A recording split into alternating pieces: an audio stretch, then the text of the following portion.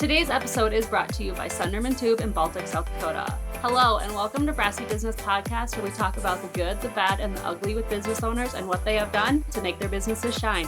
I am your host, Halie Ruff, and let's talk business. So this week is going to be just a little bit different. I am interviewing my husband, Nolan Ruff, and we are both owners in a company we started at the end of 2022 called 4R Construction. So you're going to get my side and you're going to get his side. Probably a little bit more of his side because he's been in the industry longer and has a little bit more of the why we started and whatnot. So welcome, Nolan. And thank you for actually joining me for not a forced test interview. You're welcome. So when I first started this podcast, I made Nolan sit down and do like a test interview with me. And let's just say it did not go well. So I was kind of hesitant to do this again. But here we be, and this one will be great. Okay, Nolan, take a minute, introduce yourself. You can talk about business and where we're located at. Well, I'm Nolan Ruff. I'm the owner and operator of 4R Construction. We're an oil field, like roustabout, dirt moving, anything. Ranch water lines. We do all sorts of stuff. Whatever we can get our hands on. Mm-hmm. And how long have we been in business? So technically since May of 2022. Yes, we have. But we didn't kind of become operational until like September of 2022. Because it took us a little bit to get everything magically working. Oh, yes. So we're going to go way back in time. Way back in time. I don't know if I can remember that far. I like to lay these out and kind of tell the history as to how you came into business, and you have a lot of prior knowledge in this industry. So I feel like that plays a big part in the business that we have now. So how long have you been in the oil field business? Oh, since I was 18, mainly. But before that, I would go to work with my dad, and he owned a business too, and in the same industry. So I was able to go to work with him when I was like 14. Mm-hmm. Because you were one of the owner's children. Yes. Yes. Yep. So have you always mainly been located here in like the Gillette, Wyoming area, or have you gone elsewhere with the oil industry? So in 2000, I've always been here, based out of here, but I mean, we traveled quite a bit. In 2009, the industry here in the Rozet, Gillette area it was in the dumps, and there wasn't a whole lot of work going on at that moment. So we went to North Dakota, and the Bakken was booming up there. And so I spent probably 3 years there, done work all over. I mean, we went to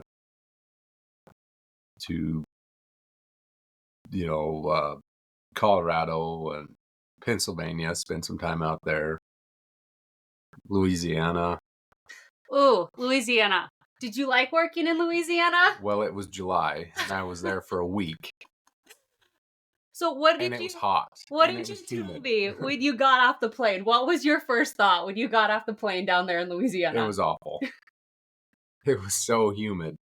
And it was like 103 degrees, and I don't know what the humidity level was, but that's the only place that you can drink a whole case of water and never have to go to the bathroom.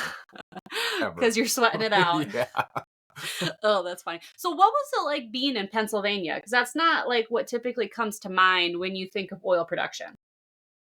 Well, Pennsylvania is where they, like, first areas there was oil ever. Okay. It's one of the oldest fields in the United States, but there's a lot of trees there.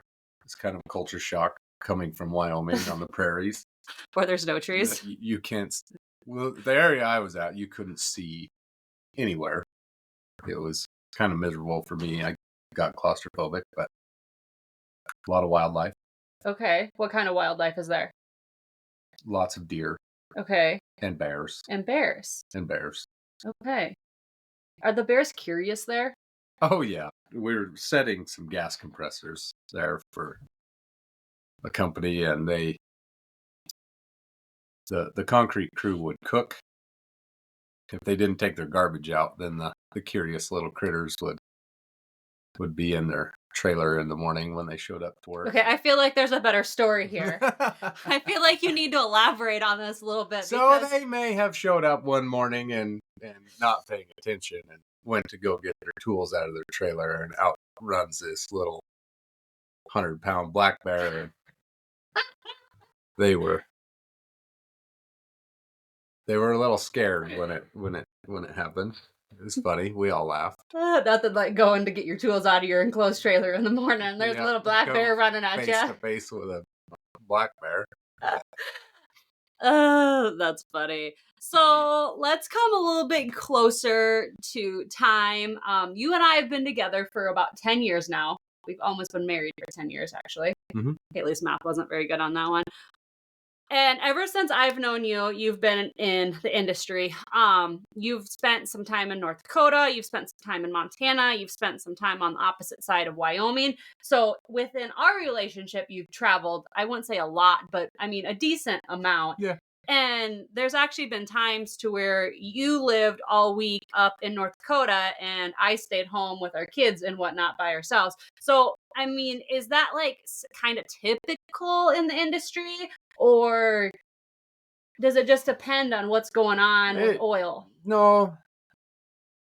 I mean, it's hard to say. There's a lot of companies that do that, but I just kind of always went, where I was needed, and if they needed me to go to North Dakota, they needed me to go to Big Piney or wherever it was. We just went and just made it work. But a lot of people that won't travel, they're strictly based out of here, so they like to stay here. They don't like to travel, but I don't know. I like seeing other places, how other people do things. And, right. I mean, every oil field's different. It's all the same gist, but right. But they all have different ways of doing things. So what was the one thing when you did go to Big Piney that really blew your mind about how they did things there? Like they're more of a gas field than anything, but I mean it's kind of nothing really blew my mind there. But Big Piney is like, if you don't know, it's like south of Yellowstone National Park. Right. And there's lots of wildlife there. So on their time off, or, if they had to work on a Saturday, he typically wouldn't come home on the weekends. And there's lots of stuff to do. There's lots of like trails to go on. There's lots of fishing and whatnot to go on. But do you have a nice story from when you were fishing up there with a friend? Oh, yeah. So we got rained out one day, and we went fishing up towards Pinedale. Went up to Green River Lakes there, and we're fishing and spent the day. And we were in this willow thicket right along the river there, and come walking out, and there was wolf tracks that were. I mean, they were big wolves, but the wolves were following us while we were fishing, and there were a lot of wolves around there. A little eerie. Yes. Oh, goodness. And they weren't, when we seen the tracks weren't there and it was like 200 yards to the river through this thicket, it wasn't very far. But the tracks weren't there when we walked in, but they were there when we walked out. So they were close. They were very close to us. They were watching you. Yeah. They knew where we were at. We did not know where they were at. So ever since I met you, you always had the idea in your head that you wanted to start your own business, right? Yep. And before me, you were very close to doing it, right? Yes. So what made you hold up that time? Always thinking that you didn't have the experience, didn't have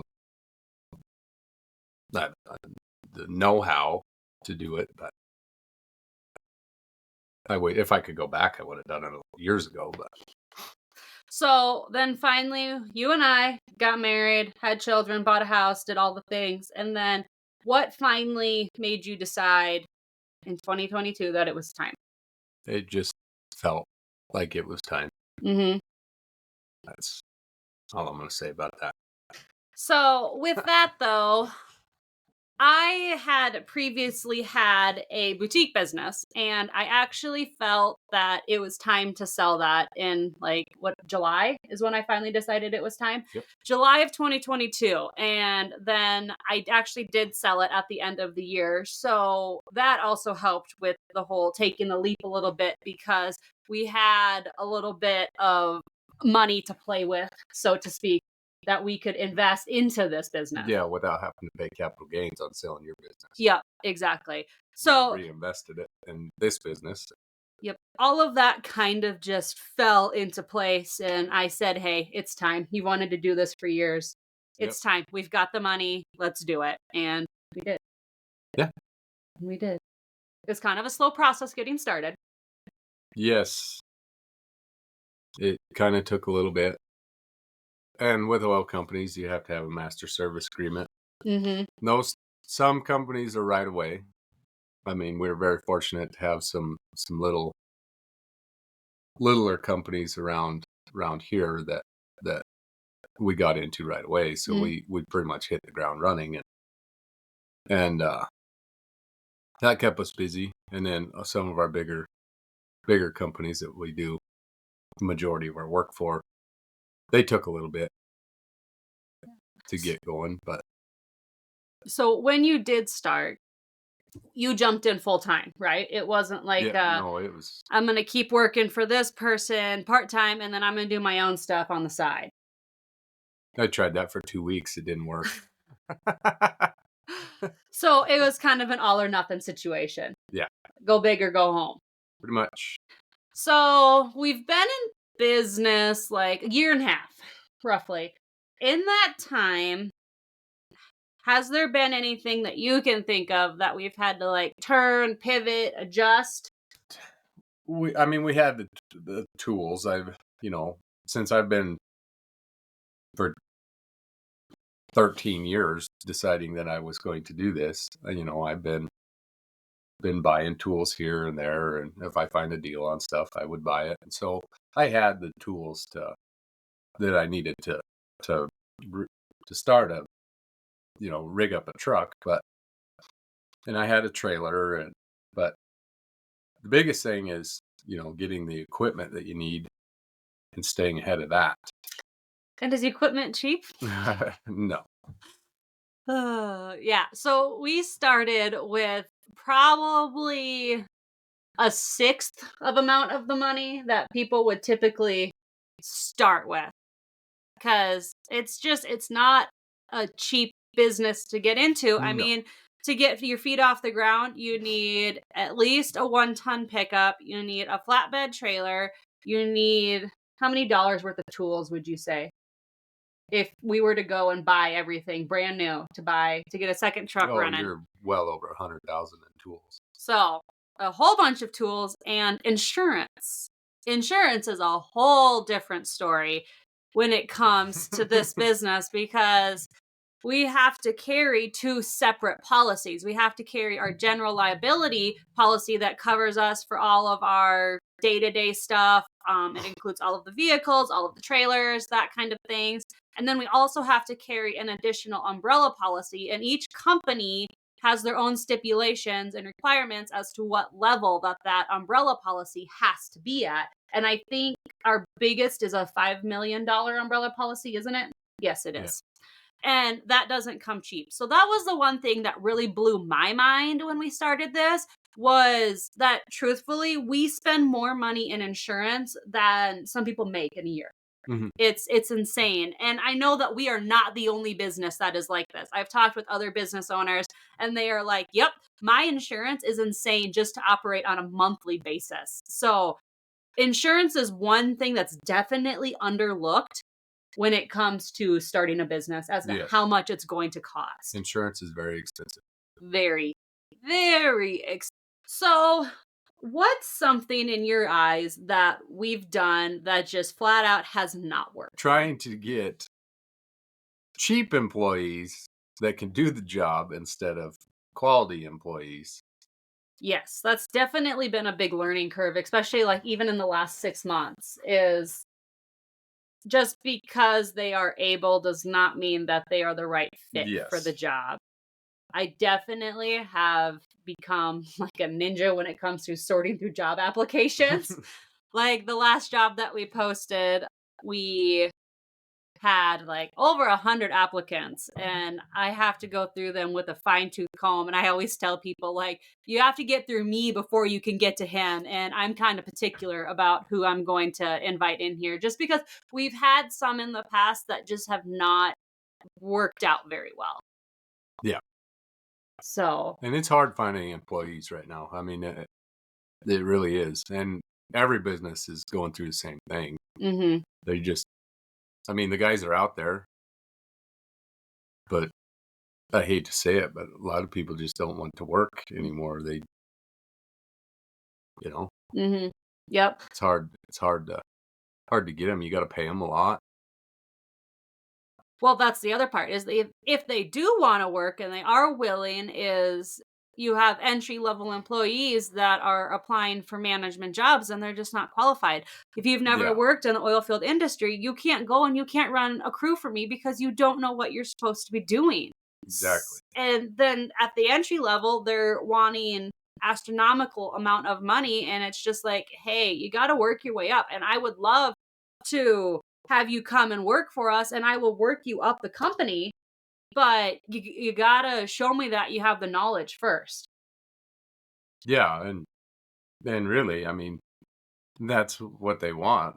Fresh out of high school, don't haven't they've worked in the service industry, as you know, all through high school and whatnot. And then they apply here and they want to run a truck, and well, doesn't work that way.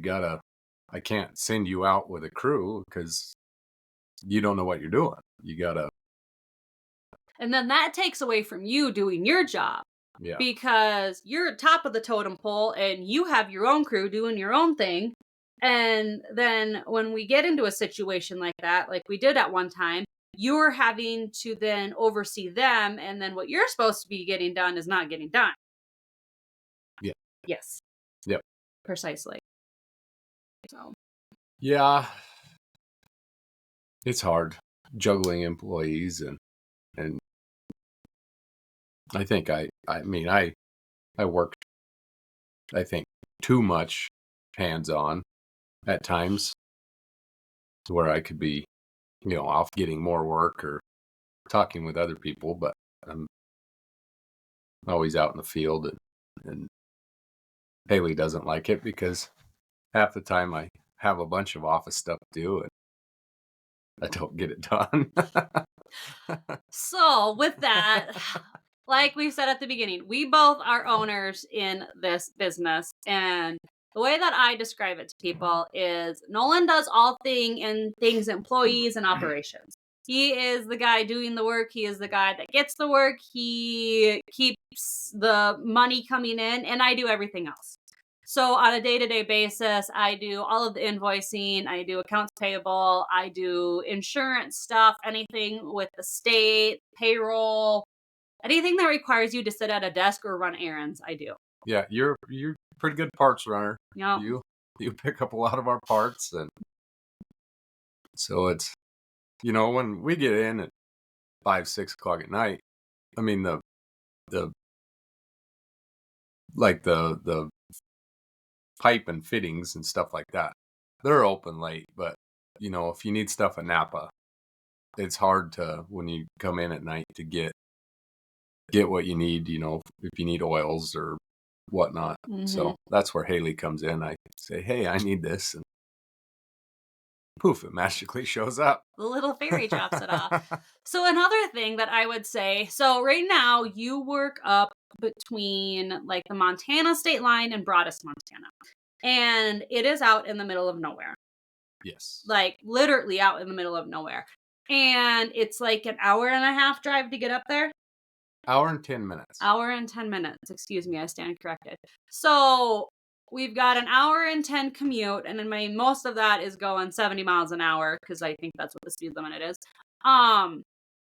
So one added expense that we have is we have a really big fuel bill every month because we've got numerous trucks going and they're all driving at least 2 hours a day, if not 3, to get to where they're going. But another problem that we've ran into is up there, there's no cell phone service. Recently, we fixed this problem, but up until about a month ago, it was a crapshoot whether I could get a hold of Nolan or not. Yeah. I have my certain spots up on a hill. I could go check my messages, but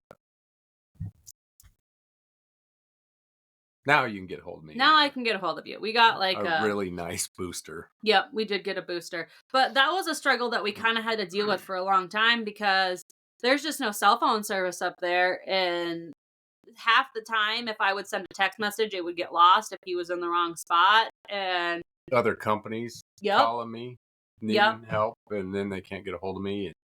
I finally got most of them trained. They call Halie, and then Halie dispatches. So yeah, I do that sometimes too. I do. They always can get a hold of Halie, but it's kind of, if I'm up there, a lot of things, even, north of our shop here, 10 miles, you go 10 miles north of here and you drop down in the river, the kind of the breaks there, you lose service in that area too. So pretty much everywhere that we go, we run out of, we're off the beaten path where, and there's no cell phone service. So. Right. For sure. Yeah. And we communicate with company radios up there. Like handheld radios? Like Breaker 19? Yeah. You say over. No. Over and out. No. It's everybody's pretty tight knit up there, so you don't they can hear who it is. You don't have to say, "Hey, this is so and so." You don't have to have CB handles. It's so you just communicate that way. But a lot of times, I mean, the oil company, they have radios in their trucks, and they work a lot better than and contractors have handhelds. They don't work as good. Sometimes you can hear them, sometimes you can't. So, but it's that's communication up there, around and everywhere is pretty difficult. Well, and up there where you're working, there is so many roads and wells and locations, and I've only gone up there once, and that was last summer, and it's a maze. Oh yeah. Like, I can see where I need to get to go. I got lost. I will flat out admit it. I got lost. And I could see where I needed to go, but I had no idea how to get there. And Nolan tries to, like, draw me these little maps, and I'm just like, yeah, that didn't cut it. Well, it made sense to me. Well, you work up there almost every day. So that's one thing, like, office lady coming up, and what was I doing? Oh, I delivered lunch that day. You brought us lunch. I brought you lunch. So I was being nice that day. And let me tell you, that blew out like half of my day, bringing you guys lunch. Oh yeah. Because it was insane. Because I mean, I don't drive up there every day, so I didn't really know where I was going. And how much gravel is it to get back in there? About 25 miles. Okay, so I had just gotten a different vehicle and had not taken it on a lot of gravel yet, and did not quite know how this pickup was going to handle gravel because it was lighter than what I was used to. And when we say gravel road, it's more like a goat trail, but yeah. Anyways, it took me a long time to get up there, and then I got lost when I did get up there, so that was fun too. Hey, our blade operator went and saved you. He did. He's seen you driving around. So. He came in on me. He did. But up there, it's really pretty. It's lots of hills and lots of trees, and yeah, it's a very, very pretty up there at least. So yeah, and that's a CO2 field. They're injecting CO2 into that. But that's kind of the exception as to far as like the beauty in the oil field, isn't it? Oh yeah, oil's never in like pristine places. Like you've never been to Hawaii to go drill some oil? Nope. Buddy. So I like to call it the crying in the closet moment, because between you and I, we both know I've cried in the closet before. Like, Like, what am I doing? How am I going to keep the doors open? Was this a good decision to do this at all? Did I just like mess up my life for the rest of my life moment? I know that I can think of one that's happened. I want to know what yours is, and then I'll tell mine. Yeah, pretty much every decision that we make is a lot. You bid a job and you don't bid it right, you lose a bunch of money. And well, let's just face it, nobody likes to work for free. Um, Thankfully, that hasn't happened, but there's always that potential, and that's always something in the back of your mind that did I miss something? Did I, you know, what did I do it right? But thankfully that hasn't happened to us. But cash flow is the biggest thing. Um, some companies are 60 to 90 days getting paid, Mm-hmm. and you've got to float that money. You've got to float your payroll. Our fuel bill. You've got to float that. Equipment costs. Breakdowns. Anything. I mean, you know 2-3 months you have to float that cost before you get paid. And sometimes if you bite off a little more than you can chew, sometimes the old cash flow gets a little tight. But So my moment happened not too long ago, actually, and there was a merger between companies, and they reset our terms. So we had finally fought, we had got our terms to be net 30, and that was awesome because I had everything set up perfectly on my end and everything was flowing in as it should be. And then poof, all of these invoices are going like overdue. And I'm like, what in the world is going on? And it took me a long time of digging to the end of it. And I had set all of these invoices to be paid a specific way. And every day I'm looking in the mailbox and I'm like, where's this check? Where is this check? Where is this check? And I finally. sometimes it gets a little close. It did. And ironically, like, I don't know what God, he was just sitting up there watching us, thinking that this was hilarious or something. But the last check that we got paid for net 30 got lost in the mail. It never has showed up to this day. So I'm like fighting with this company and I'm like, hey, where is this money? And they're like, oh, if it's been lost for like 30 days, then we'll be concerned about it. And I'm like, guys, you pushed us back from 30 to 60 days and now you want to push me back another 30 days? Like, you want 3.5 months from when this service was done before you pay me? And the way that works is if Nolan does the work on Monday, typically I will get the ticket either like 2 weeks later or 3 weeks later because he's not great about getting me tickets. But the other side of that is sometimes they do the work before the service order has completely got flushed through the system. So they don't have the coding on it that I need to input it to get paid. So that was one moment when I was like, oh my gosh, I am paying people, but I am paying them on the last day that I have to before it is not late. And I was doing every single thing that I could think of. I wasn't that worried. I was, but you don't see the money like I do. Yeah, it was fun. Fun? We'll go there. Fun. Fun is the word that you're going to go with. Yeah. I don't think that was fun. Being a new business and trying to keep ahead of the cash flow it's hard. I mean, if you've been in business for a long time, you can build up that bank account, your reserves and whatnot. But being, really operational, and at that time it was, less than a year, and with the new costs of buying and the equipment and getting into it, I mean, there's a lot of money there that you owe the banks. So we like to joke. We do have a business loan, and we laugh that we started a company when diesel was $5 a gallon and interest rates were over 8%. So, there might have been a better time to start it, but we didn't choose it. Jump right in when everything's high. But thankfully, we got a good banker. Yes. A very good banker. We do. She knows how to roll with our shenanigans and our ventures that we we go off on. And you meet her every day on the road. yep, I wave at her every day. Oh, buddy. So I want to turn and talk about social media. Hey guys, we're going to jump into an ad real quick. There's been so many times where we have been working on a project around the ranch and we just don't have the right supplies to get the project finished. Well, more than once, Sunderman Manufacturing has came in clutch to help us get our project finished.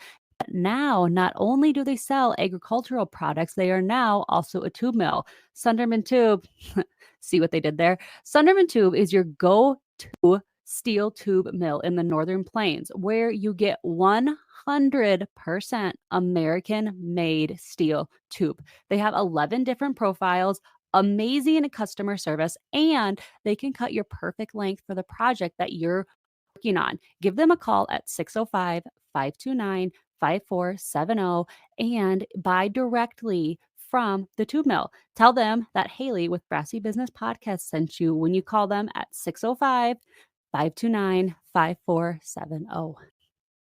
So, ironically, I do social media for other companies also, and I created us a Facebook page, but do we utilize social media at all for your business? No. Why not?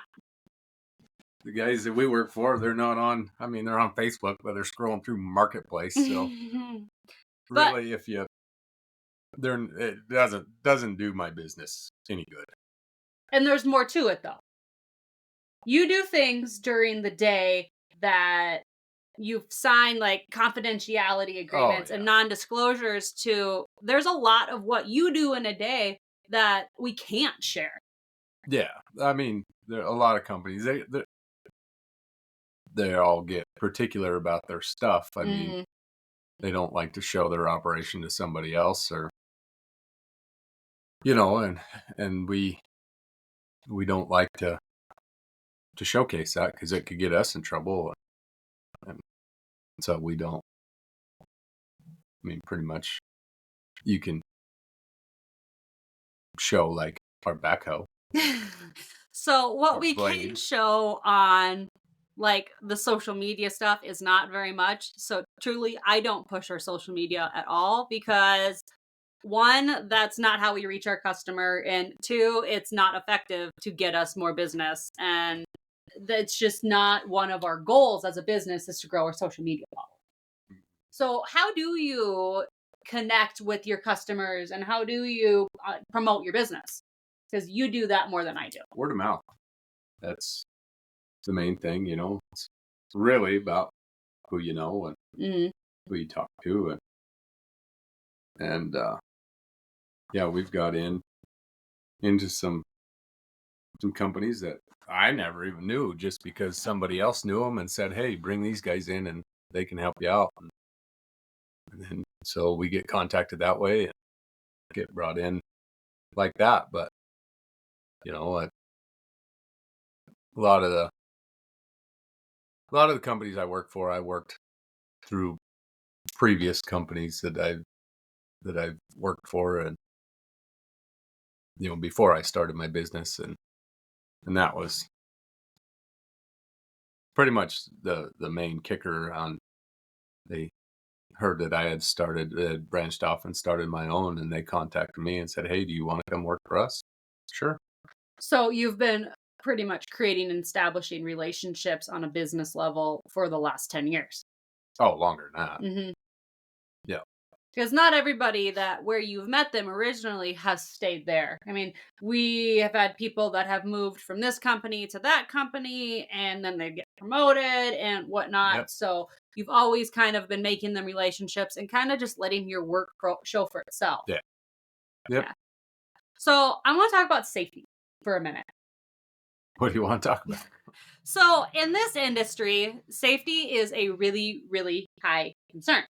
Because there's a lot of working parts and a lot of like pressure, not like pressure on my back, like pressure in a pipe. And when something goes wrong, typically it goes really wrong. Yeah. Like not just like, hey, I broke my fingernail. Like, no, I blew my finger off. Yeah, pretty much. So we have to have like specific trainings before we're even allowed to go onto locations. Yep. And you have to fill out a JSA, which is a job site analysis, every single day before you can go to work on wherever you're working at, correct? Yeah. On every job. On every job. So if you do 3 jobs in one day, you're filling out 3 JSAs. Yep. And then that has to be turned into. And if the circumstances change, that JSA has to be updated. So there's a lot of paperwork you do before you can even, like one company in particular. I mean,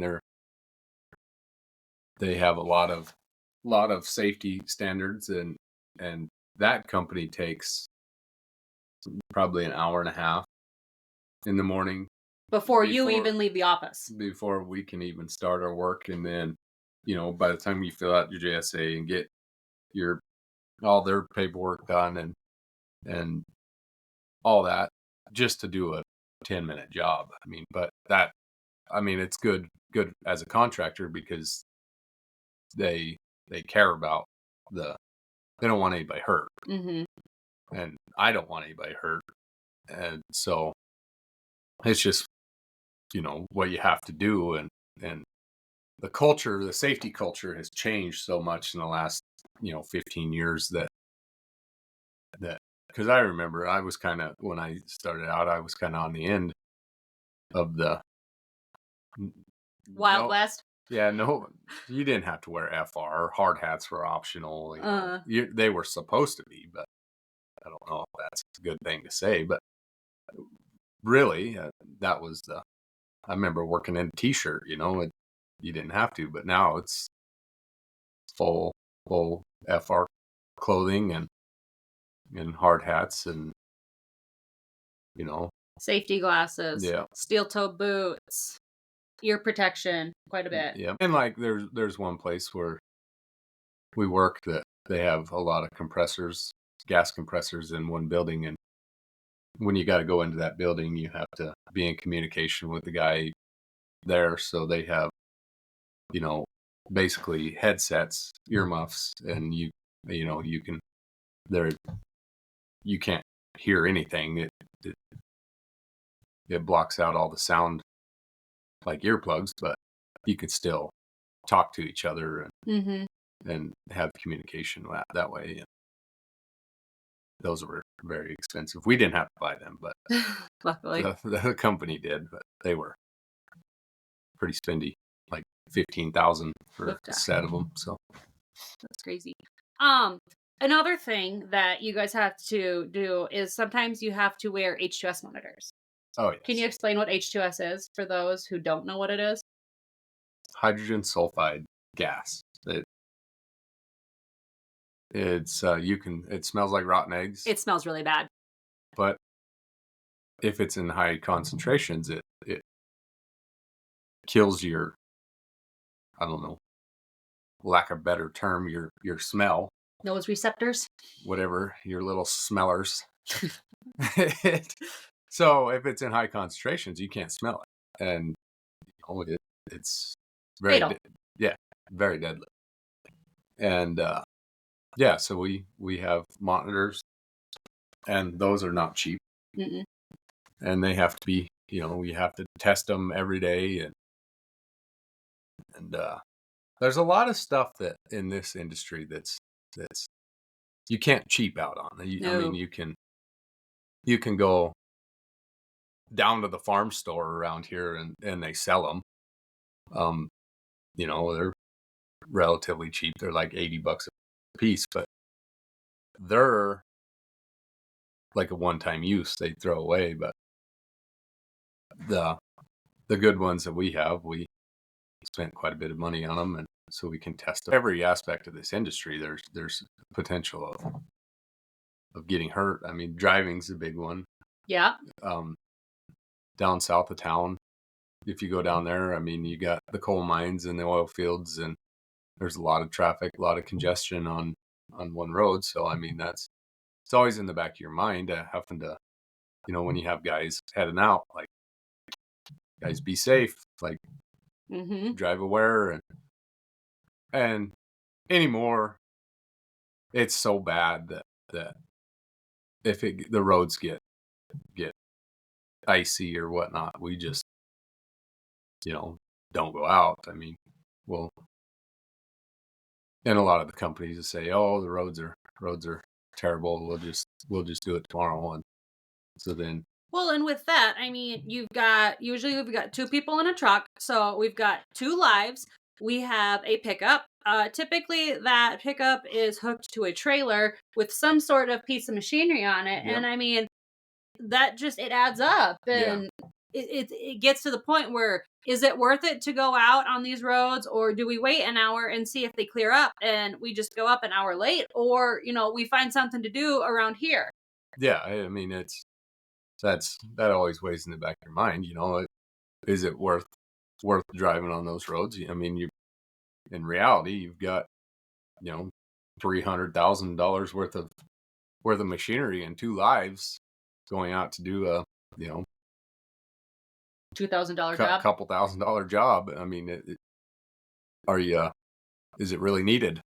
And so a lot of times we'll just shut the guys down, And I think that at unless least it's really needed. the company men, they get that. Yeah, they're the ones that call me. And I like to say we go out rain or shine like the post office, but it doesn't work that way. The companies will call you and just say, the roads are too crappy. It's snowing hard, and I mean, like a lot of times we'll keep the roads open for the pumpers and whatnot. So them guys will go out, but we have equipment usually staged, so they're just driving a pickup, and they take it easy, and it's not like anybody's going to get in there before we get there anyways. So because they're usually the companies just follow us, and we go out to the equipment where we have it staged, and then plow the roads out for them. But yeah, for doing the outside work and a lot of that stuff, unless it's a dire need emergency, Mm-hmm. then that's a little different. But just take our time, And them happen too. I mean, there's been times where it's been 4 o'clock on a Saturday afternoon, and you get a phone call that something happened and it needs to get taken care of right now, and you load up and leave. yep.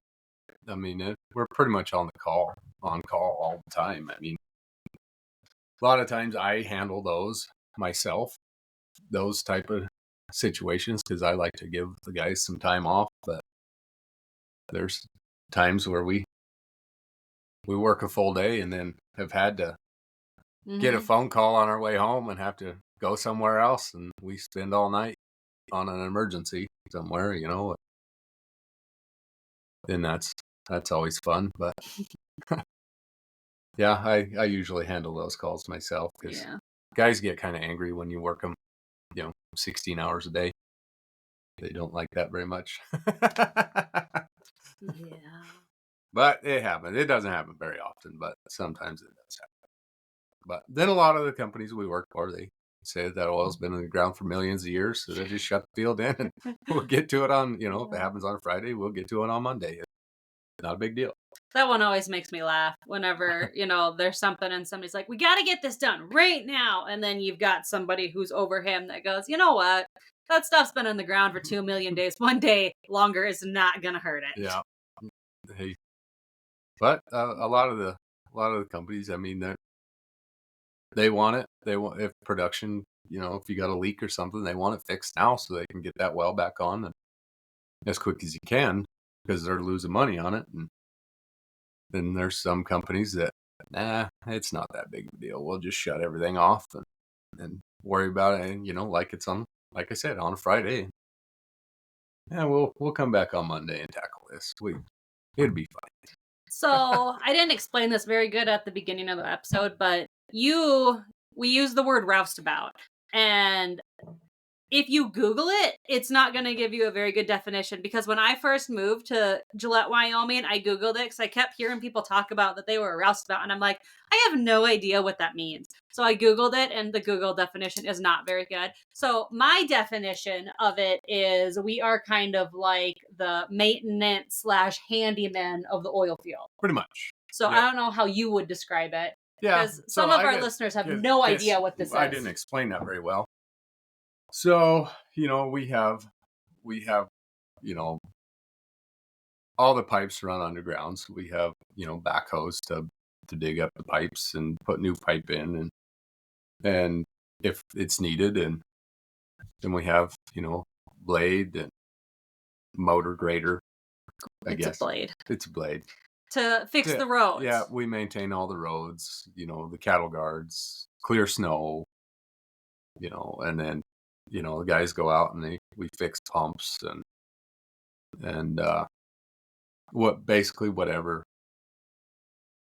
So a lot of the ways that the oil companies are going to now, the guys that take care of it, they call them pumpers. They don't fix anything. They have their routes they have so much to check on that they don't have time to, if there's a problem, to fix that problem. So then they call us and we go out there and get everything going again and fix whatever needs fixed, and whether, it's an electric motor that needs to be changed out on a pumping unit or whatever it needs to be. But so you have to have a broad knowledge of how the field works in and out. Oh yeah.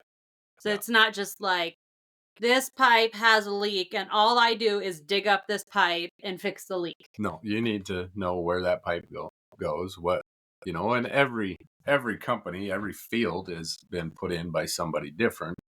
So it's all different.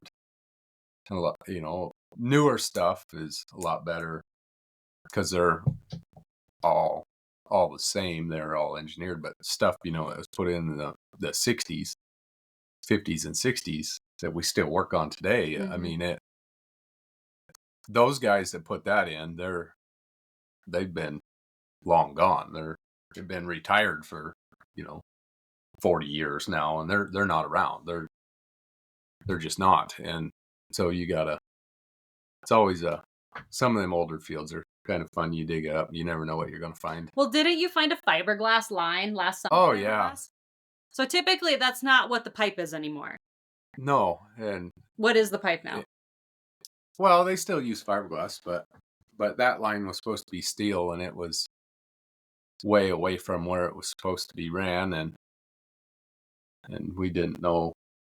We dug it up and hit it and broke it and didn't know where it was going. Thankfully, on that field it was, and a lot of that stuff that was put in that years ago, there's no way to locate it. Mm-hmm. They, you call in your one calls, the gas line, the main ones, they, like the oil lines and transfer companies, stuff like that, they know where their lines are, but the oil companies themselves, there's no way to locate those. So they have a general idea. Okay, it runs here, but it might not run here. It might run over there, then back. It's always landmines. Yeah, it's always fun. But when we're digging up that stuff, it's everything's shut in and shut off. So it's not like if you hit it, it's not going to explode. It's just going to, it's all the ones that have pressure on them are locatable. They do a pretty good job of locating those, and we hydrovac them first if we got to cross them. But yeah. So I've started doing something new, and I ask my followers, because I am trying to build a social media following. Anyways, I ask my followers questions that they have for this type of business. Okay? So I have 2 questions for you. The first one is, do you need any special license or permits to do your type of work? Permits? Yeah, license or permits is what she asked. Well, we have permits every day. Okay. So you can't do your day-to-day work without said permit. No. So it's all goes back to site security, and we can't do work for somebody without them giving us the okay to do the work. We can't just go into somebody, it's like a plumber. A plumber can't come into your house just because he thinks that your pipes need fixed. Right. So, that's general deal. So they fill us out a permit to work. We sign off on it. They sign off on it. If you're doing any work on any whatever, if it needs to be isolated, if it's in service and we need to take it out of service to work on it, you have your lockout procedure that you have to follow, and you close valves and then actually put padlocks on them, and that's all got to be documented. I mean, pretty much everything that we do is a permit of some sort. But as far as licenses go, no, we don't have a lot of licenses. Mainly, all of that is more like on my administrative level, to where we have to have our basic business license and sales tax, and them are mainly the type of license. Yeah. I guess the other big thing that we have to have is we do have to have an MSA, Master Service Agreement, with said company before we're ever even allowed to go into their field. Yeah. So that would be I wouldn't call it a license, but it's kind of like a license. That has to be in order before we can do that. But license, not so much. It's more of the permits and then the safety stuff. Yeah, and safety stuff. I mean, we're all H2S trained and have to sit through that and fire safety. Yeah, sit through countless hours of training. And you have to have safe land. That's a lifetime thing. Yeah. You have to have that before you can pretty much work anywhere in the oil field. And a lot of places, I mean, a lot of our not places, but a lot of our trainings, they expire yearly or every 2 years, depending on what it is, and they're always renewed.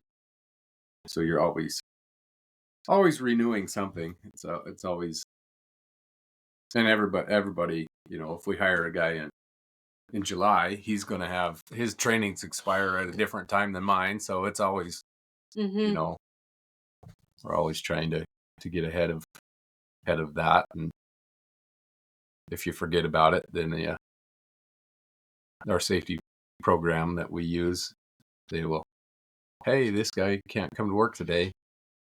And then it's Halie. not always that. I mean, that doesn't happen a lot, but I mean, sometimes they slip through the cracks and you forget about it, But we try to keep up on all that. Well, we have to. It's not we try to. We have to. So yeah, we do. So the other question I have is, what are the benefits of owning your own company? But what are the disadvantages? I'm going to let you answer all of this. So the advantage is I can kind of pick and choose what I want to do. And, if I want time off, I can have other guys pick up the slack if I leave. And I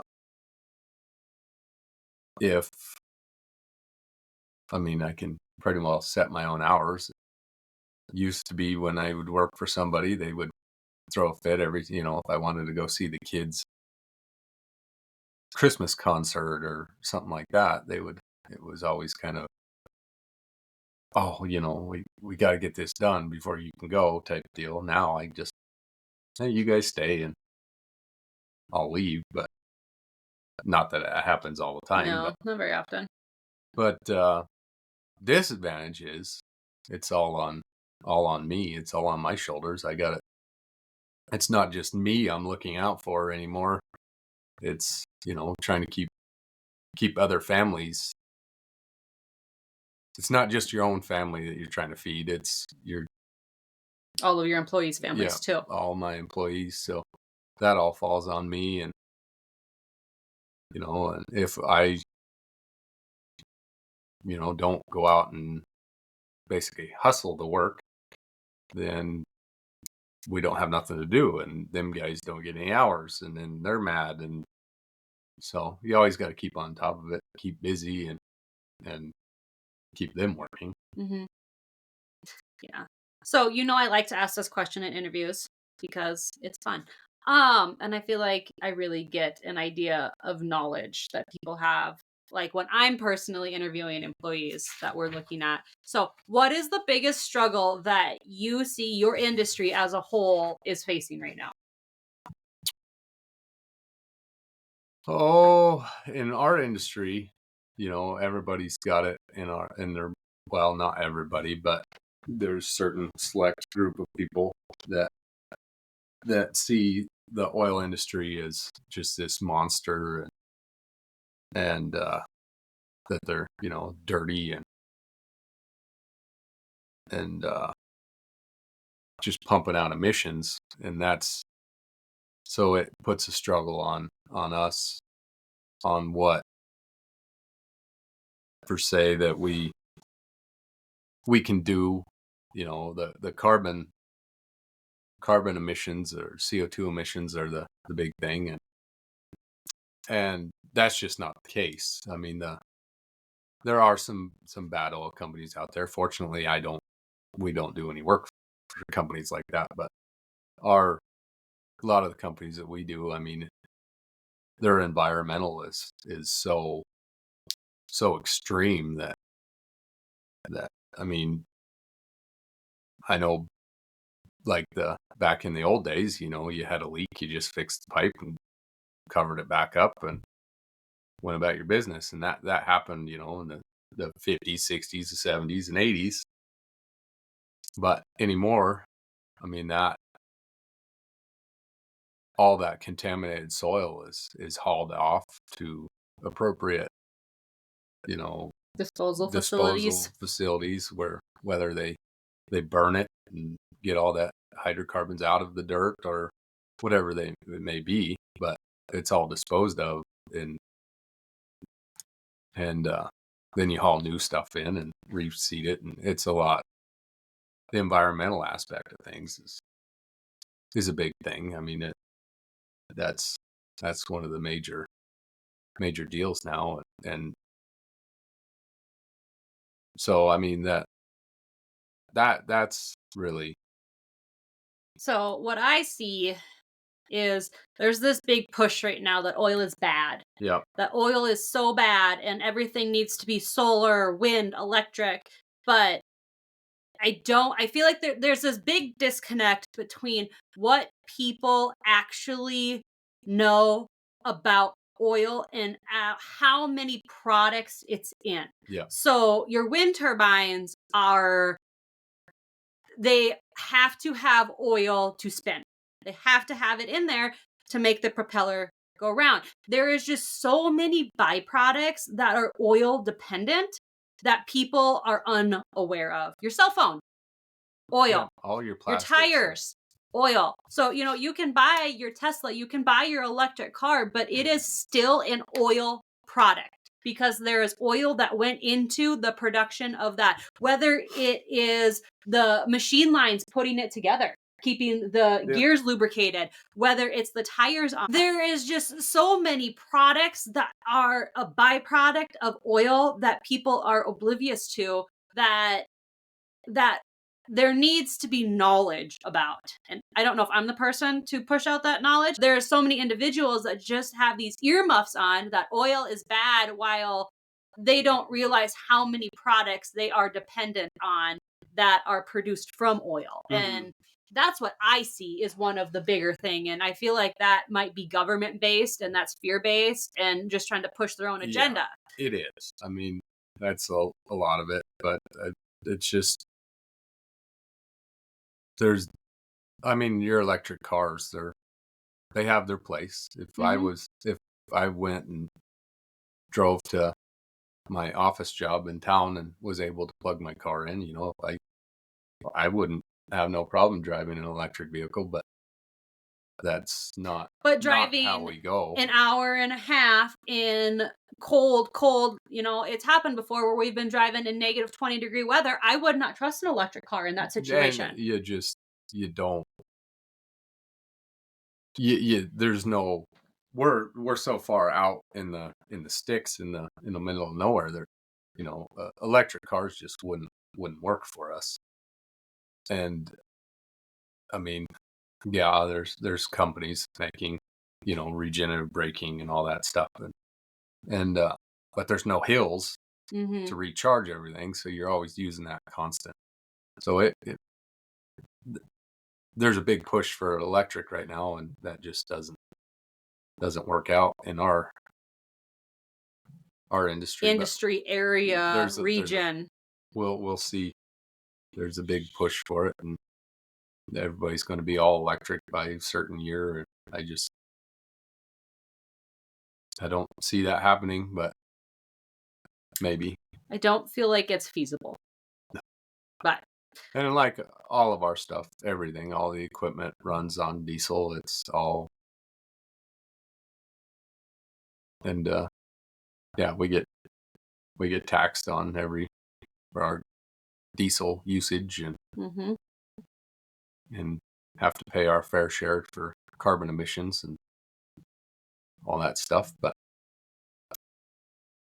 That's a rabbit hole that I can go down that I probably should shut I my mouth on now. I was wondering how long it was gonna take. I was trying to Let's just circumnavigate that question a little bit. But sometimes you got to pipe Halie down on that kind of stuff. Anywho, so now that you've been in business for about 1.5 years, if you could go back and give yourself some advice for when you were first starting, whether that be, 10 years ago or whether that be in 2022, what would you tell yourself? if I could go back, I would have done it sooner. Okay. Would have took the jump sooner. Yeah, that's. So do it sooner and maybe have faith in yourself. Yeah. Because you got this. That was the biggest thing. Thinking, well, I don't know if I can do that. I don't, I can't do that. That's what I always told myself. No, you can do it. Go ahead and do it. Just do it. If you fail, I mean, it's not that big a deal. Just start over. Funny. Okay. Well, is there anything else that you would like to tell our followers, listeners about the oil industry, about you? So why don't you tell them phone number, location, what type of services we offer? Because we don't just work in the oil field. Oh, yeah. So we do. I mean, we maintain roads and we can dig up water lines. Tomorrow, actually, we're fixing a water line for a local rancher. Yeah. So. We want to dig up and put in another 300 foot of water line or something like that for him. And we do pretty much all sorts of things. From hauling. I've hauled tractors to town for guys, and can get them loads of pipe, and that they want to be able to set of corrals, and I can get that type of stuff. But we're located in Rozet, Wyoming. We do northeast Wyoming, southeast Montana, Mm-hmm. And then pretty much anywhere. To get a hold of us, you can call Nolan at 307-680-0232, or you can call me if you need any office-related stuff at 605-254-4208. Yep. So, okay. Well, thank you for sitting down with a legit interview and not a test this time. This went way better than last time. For sure. Not gonna lie. So all of 4 our constructions will be listed in the show notes, or obviously I know a little bit about this business, so you can just ask me if you need to. That was fun. I'm glad that we finally sat down and we finally did this. It was very enlightening. I like to listen to your stories, so I hope that everybody else enjoyed it as much as I did. If you've been eyeing my outfit today, you can't see a whole lot of it, but I got the jacket from Marshall's and my shirt came from the Lace Cactus. They are out of Texas. That is all that I have for today's episode. Thank you for joining me. If you would like to watch the video version of this, you can find it in the link below or search Brassy Business Podcast on YouTube. Make sure to follow the show on Spotify and Apple Podcasts and look us up on Facebook, Instagram, and TikTok under Brassy Business Podcast so we can stay in touch. Have a great day, and I'll see you next week.